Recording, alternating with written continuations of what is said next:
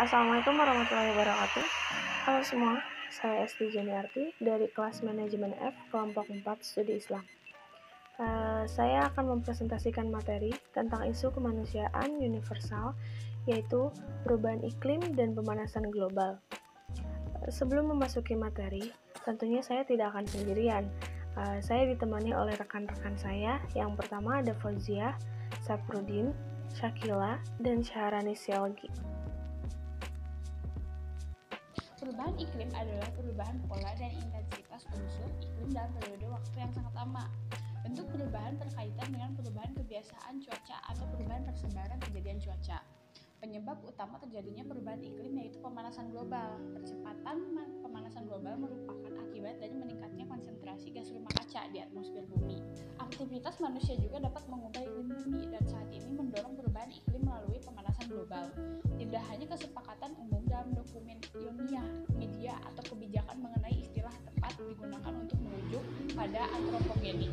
Perubahan yang dipaksakan baik pemanasan global ataupun perubahan iklim dapat digunakan. Perubahan iklim akan berdampak kepada peningkatan tinggi permukaan air laut, meningkatnya jumlah bencana alam, pergeseran rentang geografis, dan kerusakan ekosistem. Dampak perubahan iklim akan dirasakan oleh manusia, hewan, tumbuhan, maupun mikroorganisme. Perubahan iklim akan memberi dampak di lautan, daratan, maupun di lapisan udara. Perubahan iklim terjadi melalui interaksi antar unsur iklim selama puluhan hingga jutaan tahun. Masing-masing unsur iklim memberikan pengaruh terhadap kondisi iklim dengan tingkat pengaruh yang berubah-ubah. Pengaruh perubahan iklim dapat dimulai dalam skala kawasan perkotaan, kabupaten, hingga kawasan benua. Perubahan iklim dapat terjadi karena pengaruh dari luar, berupa radiasi matahari maupun pengaruh dalam bumi, berupa peningkatan kadar karbon dioksida di atmosfer. Proses kehidupan makhluk hidup di suatu tempat selain dipengaruhi oleh lingkungan fisik di sekitarnya juga dipengaruhi oleh kondisi iklim di tempat tersebut. Islam merupakan agama yang memperhatikan lingkungan dan keberlanjutan kehidupan di dunia. Salah satu yang dapat dilakukan untuk menghadapi perubahan iklim adalah melakukan adaptasi dan mitigasi. Mahasiswa kesehatan masyarakat sebagai generasi penerus bangsa mempunyai kewajiban menjaga kelestarian lingkungan hidup. Perubahan iklim merupakan suatu isu yang paling mendapatkan perhatian bagi semua negara di era milenium ini. Semua negara ikut terlibat membicarakan secara intensif dan hal ini belum pernah terjadi sebelumnya. Perubahan iklim tidak hanya melibatkan satu atau beberapa negara, tapi semua negara. Perubahan iklim adalah akibat dari meningkatnya konsentrasi gas rumah kaca atau GRK. Perubahan iklim ditandai dengan adanya kenaikan permukaan air laut, perubahan pola curah hujan, dan kejadian iklim ekstrim. Semakin bertambahnya intensitas dan frekuensi dari kejadian iklim ekstrim, resiko bencana banjir selama musim hujan dan kekeringan selama musim kemarau akan semakin meningkat. Hal tersebut akan berdampak pada sektor sumber daya air, pertanian, kehutanan, perikanan, kesehatan, serta sarana dan prasarana. Masalah perubahan iklim memiliki ciri dan karakteristik, yaitu yang pertama, kompleks karena melibatkan semua sektor, semua lembaga, dan lapisan masyarakat. Yang kedua, saling ketergantungan karena tidak ada satu negara atau kelompok masyarakat yang bisa menghadapinya sendiri. Dan yang ketiga, munculnya konflik kepentingan yang harus ada jalan dan kompromi secara logis. Penyelesaiannya dan yang terakhir, kepastian akibat faktor-faktor itu sehingga belum dijalin melalui komitmen. Perubahan iklim menurut pandangan Islam. Bumi yang memiliki atmosfer yang memberikan perlindungan serta mengatur suhu bumi sedemikian rupa sehingga ekosistem yang seimbang dan teratur bekerja sempurna yang mencukupi untuk kehidupan seluruh makhluk di bumi. Allah Subhanahu wa taala berfirman, "Dan kami telah menghamparkan bumi dan menjadikan padanya gunung-gunung, dan kami tumbuhkan padanya segala sesuatu menurut ukuran." Quran Surat Al-Hijr ayat 15. Allah Subhanahu wa taala juga menyatakan langit atau atmosfer sebagai atap. Layaknya fungsi atap rumah, langit atmosfer bumi melindungi makhluk hidup di permukaan bumi dari berbagai bahaya yang datang. Dan kami menjadikan langit sebagai atap yang terpelihara, namun mereka tetap berpaling dari tanda-tanda kebesaran Allah, itu matahari, bulan, angin, awan, dan lain-lain. Quran Surat Al-Anbiya ayat 21. Di dalam perubahan iklim, menurut pandangan Islam, Ini Islam juga sangat memperhatikan penanganan perubahan iklim dan segala dampaknya. Kurang lebih ada 200 ayat Al-Quran yang memberi pesan tentang lingkungan dan perawatan bumi. Misalnya, meletakkan kesadaran mengenai peringatan kerusakan alam, Quran Surat Ar-Rum ayat 41, yang disebabkan manusia, dan dorongan perlunya upaya perbaikan atas kerusakan tersebut, Quran Surat Ar-Rahman ayat 7. Beberapa penyebab pemanasan global adalah gaya hidup, pola konsumsi, dan pertumbuhan penduduk yang tidak teratur. Ditambah dengan beragam aktivitas manusia yang ada kalanya merusak lingkungan. Ada beberapa contoh yang penyebab perubahan iklim atau pemanasan global. Yang pertama, meningkatnya gas rumah kaca. Gas rumah kaca terjadi akibat adanya pembakaran minyak bumi seperti bahan bakar batu bara serta pembakaran gas alam. Sehingga hal tersebut menyebabkan adanya 4 pemanasan yang terpantul tidak diteruskan keluar angkasa, tetapi terkendali lagi ke bumi, dan gas yang paling berpengaruh adalah karbon dioksida. Yang kedua, ada polusi udara. Polusi udara karena termasuk bahan bakar mesin, contohnya kendaraan bermotor seperti mobil, sepeda motor, dan kendaraan lainnya yang menghasilkan gas karbon dioksida yang tidak bisa diteruskan keluar angkasa. Sehingga panas akan mengendap di bumi sehingga mengakibatkan bumi semakin panas. Yang ketiga, ada efek rumah kaca. Efek rumah kaca ini menjadikan panas yang berada di bumi tidak dapat dipantulkan keluar angkasa, tetapi terangkap di atmosfer. Sebenarnya efek rumah kaca ini bisa bermanfaat untuk kehidupan manusia, namun jika berlebihan maka akan menjadikan efek terhadap iklim dan cuaca yang ada di bumi. Yang keempat, ada penggunaan CFC berlebihan. Penggunaan CFC berlebihan atau chlorofluorokarbon adalah suatu bahan kimia yang diproduksi untuk berbagai kebutuhan peralatan rumah tangga seperti AC atau pendingin ruangan dan kulkas. Sehingga tahun 1970 zat-zat kimia seperti CFC dan hidroklorofluorokarbon atau HCFC sudah menyebabkan adanya penipisan lapisan ozon. Zat kimia perusak lapisan ozon ini sangat stabil sehingga bisa mencapai stratosfer secara utuh. Yang selanjutnya ada penggundulan hutan. Kerusakan hutan akan menyebabkan pemanasan global karena hutan memiliki fungsi penyerap gas karbon dioksida dan hutan merupakan penghasil oksigen. Semakin banyak terjadinya penebangan liar atau penggundulan hutan, maka jumlah karbon dioksida akan semakin banyak berkumpul di atmosfer sehingga menyebabkan terjadinya pemanasan global. Yang keenam, ada polusi metana. Karena peternakan, pertanian, dan perkebunan, selain karbon dioksida, unsur-unsur yang berperan besar dalam menyebabkan global warming adalah gas metana. Gas metana yang mempunyai kadar tinggi dapat mengurangi kadar oksigen pada atmosfer bumi sekitar 19,5%. Pada kadar yang lebih tinggi, apabila gas metana bercampur dengan udara, dapat menyebabkan kebakaran dan ledakan. Yang ketujuh, ada boros penggunaan listrik. Faktor penyebab pemanasan global yang lainnya adalah penggunaan listrik yang boros. Pemborosan listrik membuat cadangan energi listrik menjadi semakin menipis. Karena energi listrik memerlukan pembakaran batu bara sehingga mengakibatkan pemanasan global. Oleh karena itu, sebaiknya pemakaian listrik digunakan secara efisien sesuai dengan keperluan agar tidak menyebabkan pemanasan global. Yang kedelapan, ada polusi udara akibat industri pabrik. Pertumbuhan pembangunan industri di samping memberikan dampak positif, di sisi lain juga memberikan dampak negatif berupa pencemaran udara dan kebisingan baik yang terjadi dalam ruangan indoor ataupun di luar ruangan atau bisa disebut juga outdoor, yang dapat membahayakan kesehatan manusia.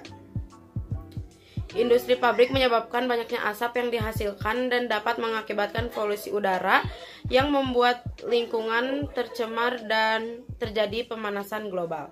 Yang terakhir ada sampah plastik menurut penelitian. Ketika plastik terkena sinar matahari dan berakibat rusak mengeluarkan gas metana dan etilena. Gas metana alami atau buatan dikatakan sebagai penyebab utama perubahan iklim, dan hal ini berhubungan dengan peningkatan pemanasan global. Sampah yang setiap hari dihasilkan manusia, terutama sampah-sampah yang tidak bisa didaur ulang seperti styrofoam dan plastik, juga menjadi sumber lain dari emisi CO2 atau karbon dioksida. Dampak dari perubahan iklim atau pemanasan global. Pemanasan global menyebabkan peningkatan suhu di permukaan bumi. Suhu bumi yang meningkat dapat menyebabkan berbagai dampak buruk bagi lingkungan dan ekosistem lainnya karena terjadi perubahan iklim dunia.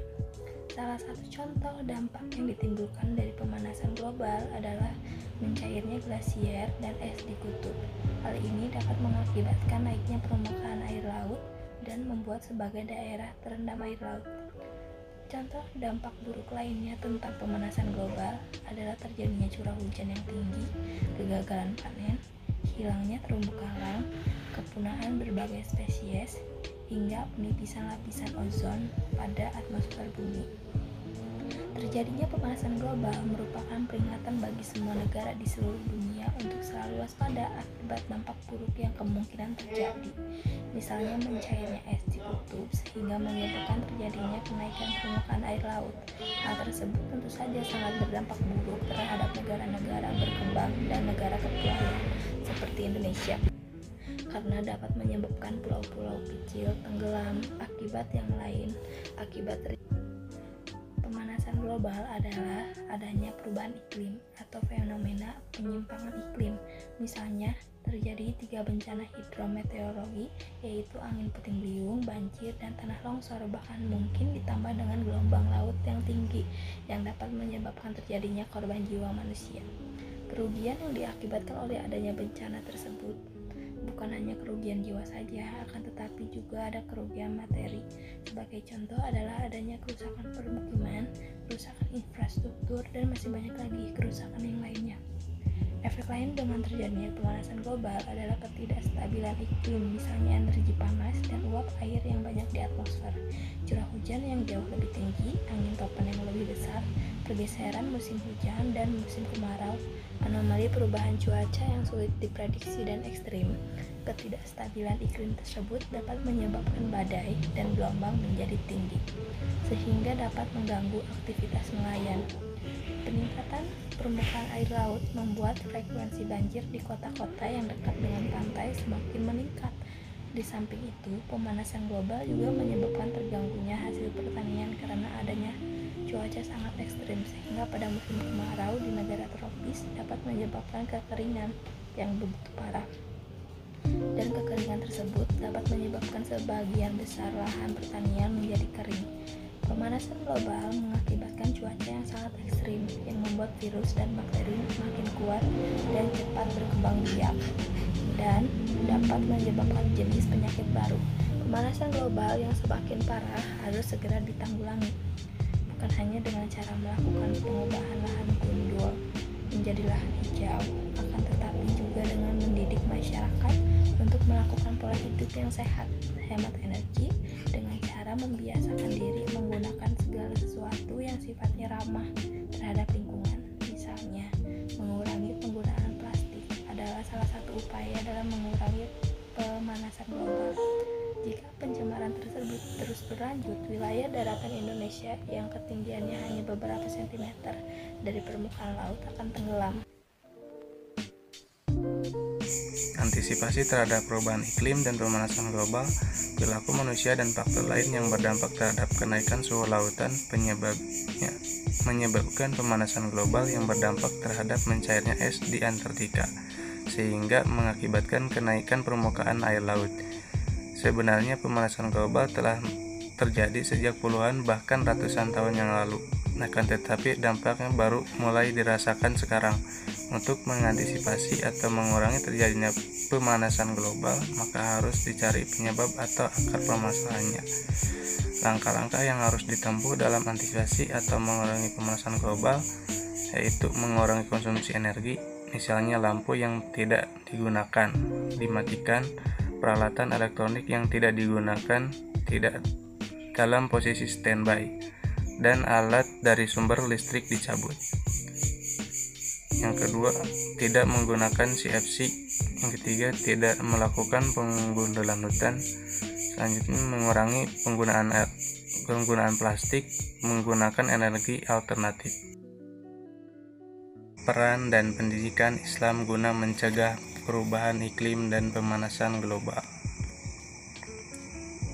Pendidikan lingkungan telah diajarkan oleh Rasulullah SAW kepada para sahabatnya. Abu Darda pernah menjelaskan bahwa mengajarkan tentang pentingnya bercocok tanam dan menanam pepohonan serta pentingnya usaha untuk mengubah tanah yang tandus menjadi kebun yang subur. Perubahan tersebut akan mendatangkan pahala yang besar di sisi Allah Subhanahu wa Ta'ala, dan memakmurkan bumi adalah termasuk ibadah kepada Allah Subhanahu wa Ta'ala.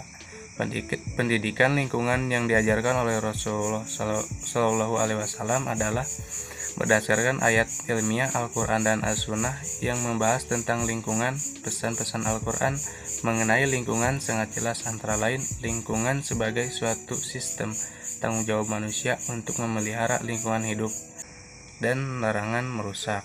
Jadi kesimpulannya, proses kerusakan lingkungan telah terjadi dan terus terjadi. Itu semua karena ulah tangan manusia, dan bencananya pun menimpa manusia itu sendiri. Untuk mengatasinya, itu harus membentuk sumber daya manusia yang bisa mengelola bumi sesuai petunjuk Allah Subhanahu wa Ta'ala. Dengan begitu, bukan hanya manusia yang sejahtera, tapi alam ikut lestari. Sebab manusia diciptakan oleh Allah untuk mengemban tugas seperti yang dibebankan kepada Nabi kita, dan tiadalah kami mengutus kamu Muhammad melainkan untuk menjadi rahmat bagi alam semesta. Quran Surat Al-Anbiya 107. Quraisy Shihab di dalam tafsir Al-Misbah Juz 8 135 bahwa bermaksud rahmat lil alamin bukanlah rahmat hanya bagi kaum muslimin saja, tetapi diperuntukkan bagi seluruh makhluk ciptaan Allah.